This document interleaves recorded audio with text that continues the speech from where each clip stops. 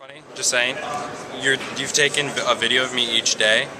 You now have, I'm pretty sure, 4 of my outfits on video. I do. It changes all the time. I do. I don't know how you crammed them all into that bag, but very careful. Yeah, as a whole, yeah, I feel that these experiences contribute a lot. Surprisingly, not only to my decisions in my career path. There are certain things, especially not only here at the conference, but the period that you spend before the conference, there's a passion that grows. At the very beginning, you think it's going to be an easy couple weeks, whatever, it's just going to be fun and we get a free trip to Chicago. And then the next week, you realize, here's some weird topics. And the next week you see a topic and you're like, I really enjoy that. For certain people, I mean, I am very outspoken on human rights activism in the United States, in our cities, and in our governments. And being able to see that brought forth to the American Model UN, it was something that I thought I could grow a passion for. And it did. And that passion grew over and over and over again. And it really, the whole process of learning how to research your country in depth, being able to, training yourself to set aside your personal agendas. I personally really want to have 8 of my own resolutions put through. But in the interest of my country and in the interest of everybody else in this whole committee, you start to set those agendas aside, and it's a good training process in order to help you to set that aside and dig deep into the facts of the matter and make it... Topics, just random topics with 25-second answers. 25 seconds. Model UN and public speaking. Model UN public speaking. Seems very scary at first. Once you find something that you really like or care about, suddenly all those fears of getting up in front of people disappear. You stand up, and even if it's fake at the Model UN, you begin to realize that, like, you're really passionate about it, and you stand up and you begin to be involved and care about these different issues and topics, and it takes all that fear away, and it makes public speaking enjoyable. You raise your plaque every 20 seconds in order to get up there and speak. Writing skills.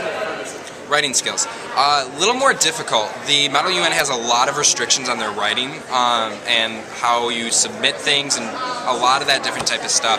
It really makes you, helps to make you go back and check through your work. The importance of caucusing.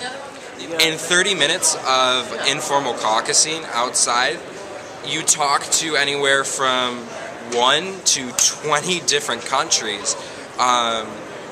And that importance of caucusing and getting together in these smaller groups and discussing and formulating and rethinking ideas and just getting together and actually bringing ideas together, even if somebody else doesn't have an idea yet, they might be able to read through your idea or look at your idea and improve on it in a way that might not be detrimental.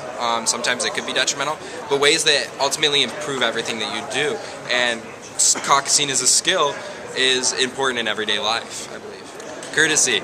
The American Model UN highly emphasizes diplomatic courtesy.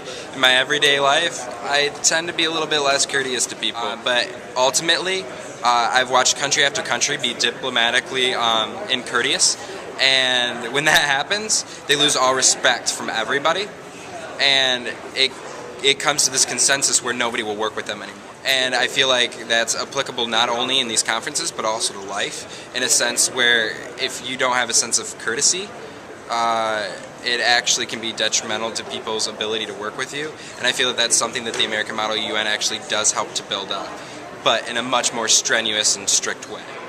If you have even a thought about what you want to do, and are thinking, hey, you know, legal issues might be my forte, that you might want to go into a debate or prepare yourself for any form of formal or informal caucus in any way, shape, or form, including local governments, state governments, federal governments, or even on the international level, or even at city council where you're not a councilman.